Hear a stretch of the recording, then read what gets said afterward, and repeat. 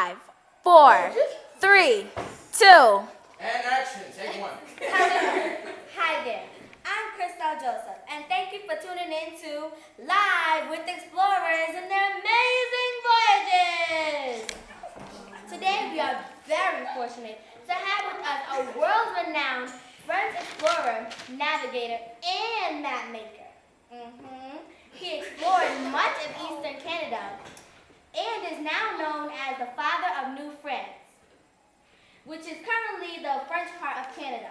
You know, it is not easy to track down a man who travels all over the world. It really isn't. Believe me. Well, without further delay, put your hands together for Samuel de Champlain!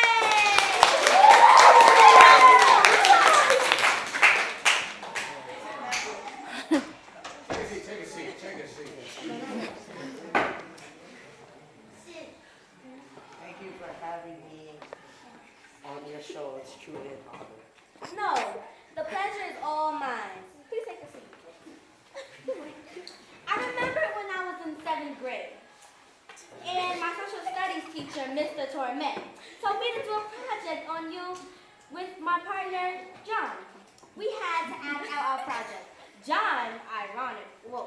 John was you in the project, and I was interviewing you/him. It was very ironic because instead of John being you, it really is you. Interesting. If I may add, we passed with the A+, wink, and we had the highest score in the class. Yeah. Anyway, there are some questions that the audience and I would like to know the answer to. That is very funny. I will gladly answer each one. Who inspired you to begin going on voyages? Well, my dad inspired. He was a naval captain and taught me everything that I know to do.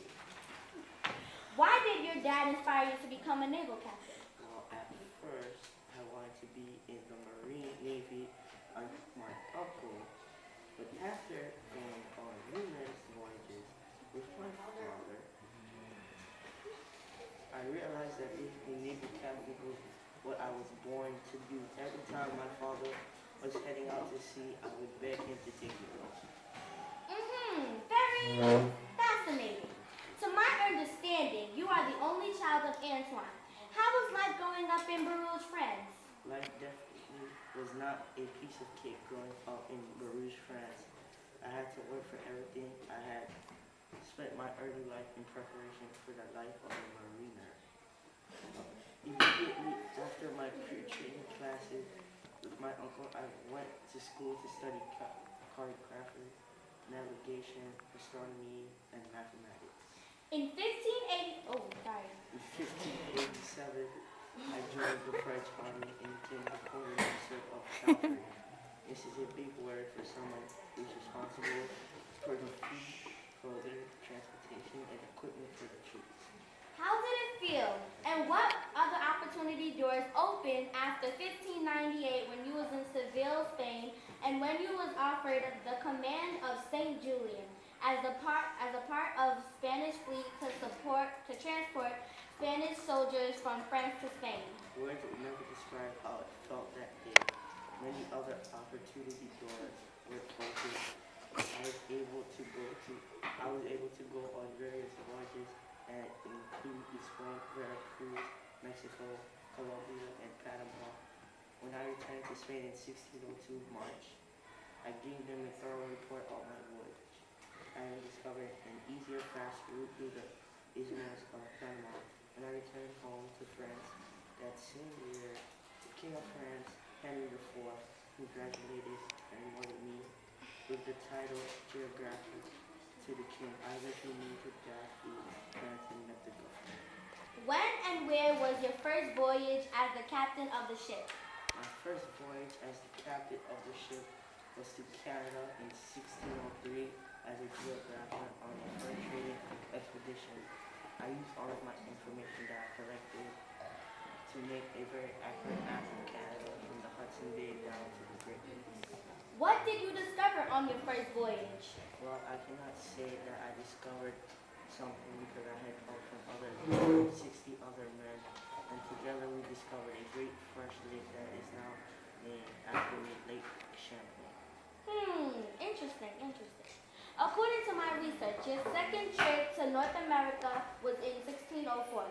What were you looking for? When I went on my second trip to North America in 1604, I was looking for a permanent settlement.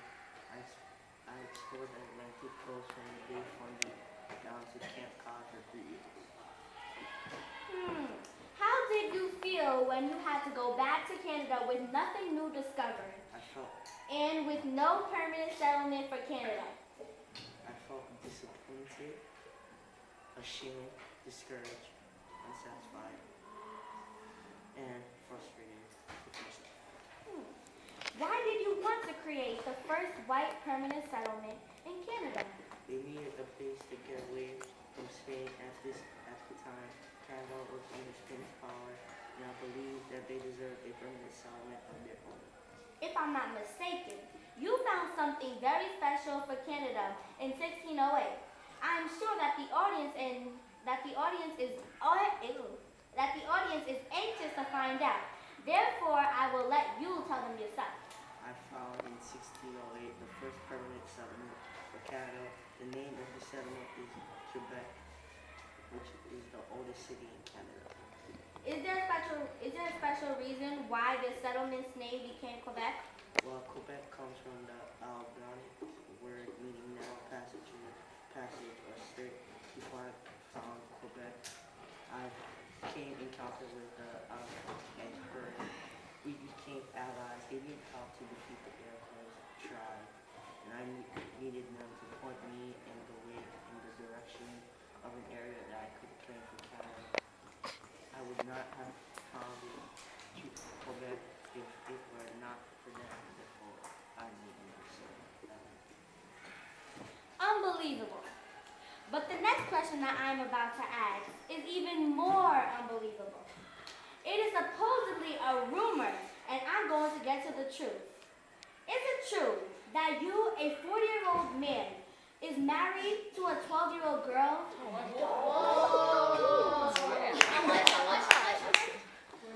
I'm afraid the rumors are true. Her name is Helene Bolin. She is actually in the audience right now. No! We met in 1610 in France through her brother. It was a legal marriage. Despite her young age, her parents did demand a lapse of 2 years before they could live together as husband and wife in an intimate relationship. She's very beautiful, very beautiful. I know that it must have been hard to not be considered husband and wife for 2 years. What happened when you had to go your separate ways? You are right. It was hard, but in the end, it was worth it. It was worth it. I actually ended up going back to Canada, and she stayed in Paris. As I continued my exploration of St. Lawrence, I came across a beautiful island and named it St. in honor of my wife. Aww. When and where did you two reunite, and was this a storybook ending? We reunited in France about 2 years after 1612, just as her parents and I had planned. Early is not a storybook ending. I could say that the age difference has really been a big part of our marriage so far. Not only is the age difference taking a toll on our marriage, it is also stuff of my job as a Navy captain. I move around a lot and she's a stay-at-home wife without it. Love. What keeps us together. In 1620, she visited Quebec because she decided that she would better off in Paris. When and where was your last voyage? My last voyage was to Lake Doiin in Ontario. In 1629, the English captured Quebec, and you were taken to England as a prisoner. How did Quebec gain freedom from England, and what happened afterwards? In 1630, a peace treaty was signed between England and France. Quebec and I were returned to France. I later went on to be the governor of Quebec. Okay, that's all the time we have for today. Tune in tomorrow when I interview Christopher Columbus. I am Christelle Joseph, and remember, you heard it here first on Live with Explorers and their amazing voyages. Stay breezy. And cut.